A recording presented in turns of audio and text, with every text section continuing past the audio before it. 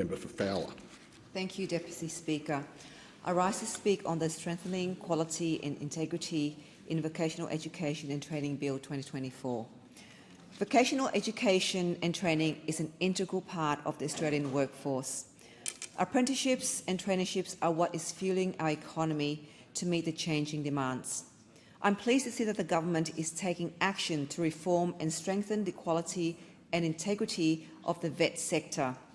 I understand that a review was conducted in January 2018, known as the Braithwaite Review of the NVETR Act, with recommendation for changes. The review also revealed that students have shared their VET experience as being disappointing and demoralising, with students accumulating significant debt for courses that they ultimately did not complete.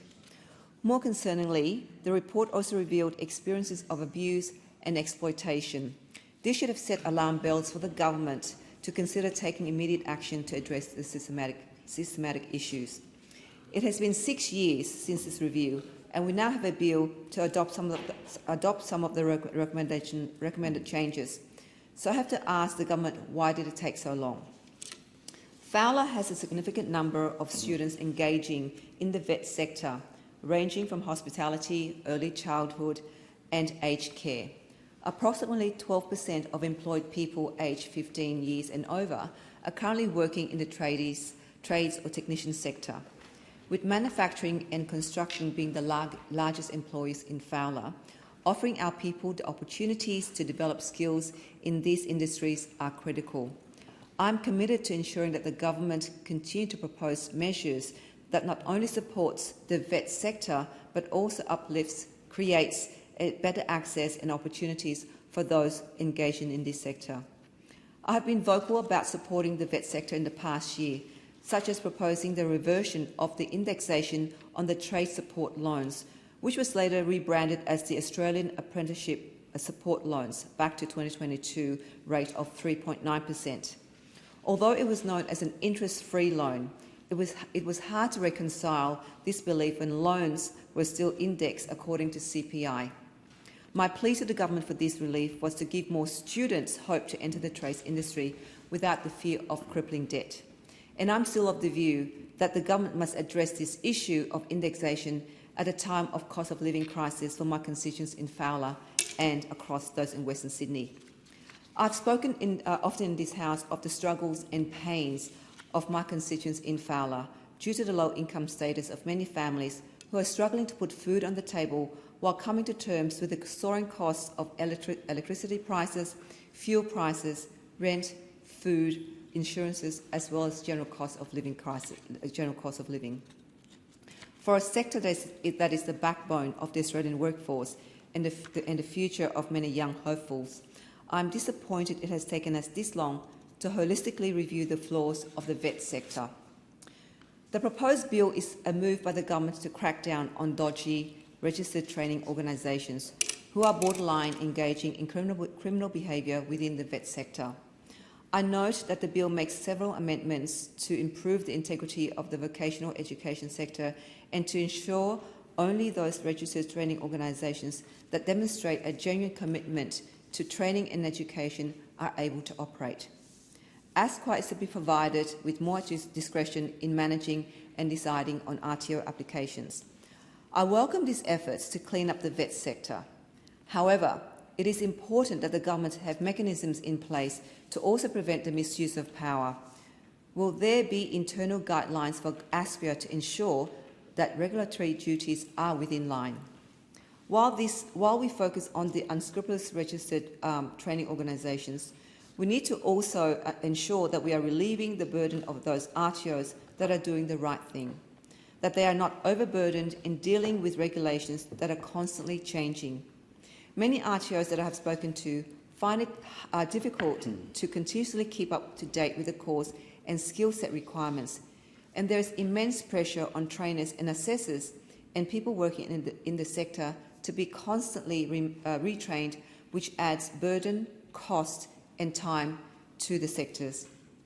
I know that the government invested $37.8 million to support the establishment of the integrity unit within ASQA to upgrade systems and to create a tip-off line for misconduct of RTO. This is not an insignificant sum, Deputy Speaker.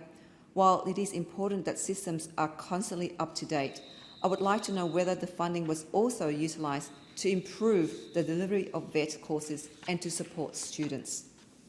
VET is an essential pathway to upskill and reskill Australia's workforce. As the sector of aged care and disability care continue to grow, and as we address the shortages in the education sector and others, we know that VET will play an important role in preparing our workforce to meet these challenges. I agree that we need regulators in the field of VET that demonstrate a genuine commitment to providing quality education and training. I would like to highlight that we need to ensure that as legislators we get the balance right.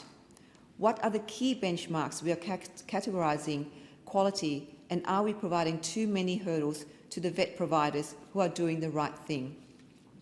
I support the amendments to the bill that expands and strengthens the offence and civil penalty provisions regarding false and misleading representations made by the RTOs, offering greater protections for students.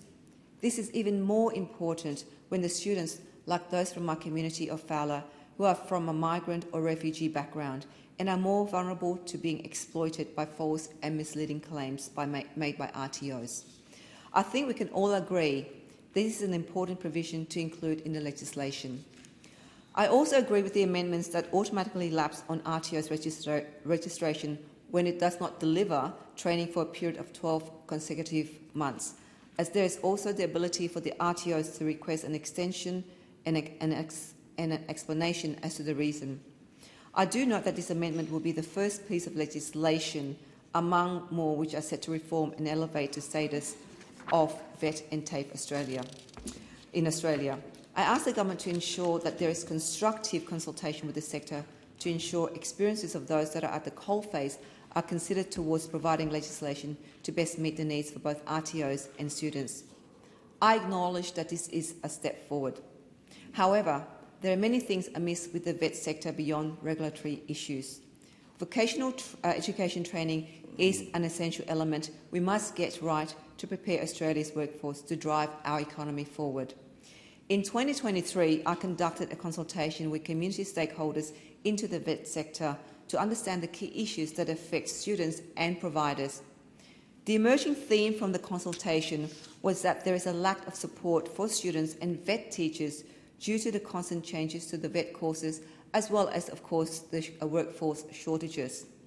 Following my community consultation, I now call on the government to take the following action as the next tranche of reform. 1. Implement measures to maintain the course and skill set requirements for at least 3 years. A stakeholder has shared that they are dissatisfied with government bodies are constantly changing the course and skill set requirements. This adds immense pressure to keep up and streamline compliance. Particularly, a stakeholder has said the following. What has changed in hospitality so much that there's a constant need to send VET teachers to training annually? It was also shared that VET teachers are often sent to training for at least 5 to 15 days, which takes them away from school and their ability to connect with their students. Accordingly, students feel that they are not adequately supported whilst undertaking their VET courses. 2. Provide VET teachers with wider support within schools. VET teachers have shared with me the struggles of having to constantly upskill and attend training, as I have mentioned above. They are also met with administrative burdens to upload evidence for each student to be assessed. This may also produce burnouts and potentially affecting how they may deliver the courses to students. VET teachers feel like they are pulled in multiple directions and cannot keep up. Whilst I can appreciate that this may be a matter of state government to consider, it would be worthwhile to explore conversations of allocating funding to give VET teachers support with student engagement. 3. Implement measures to support students engaging in the VET sector. The Braithwaite Review has shared students' VET journey as being demoralising. I ask the government to consult and engage with providers so that the delivery of VET courses can be enhanced and meaningful to reduce the number of students continuing their course. Students need more confidence from the government that they should pursue VET courses. In conclusion, I commend the bill to the House. The question is that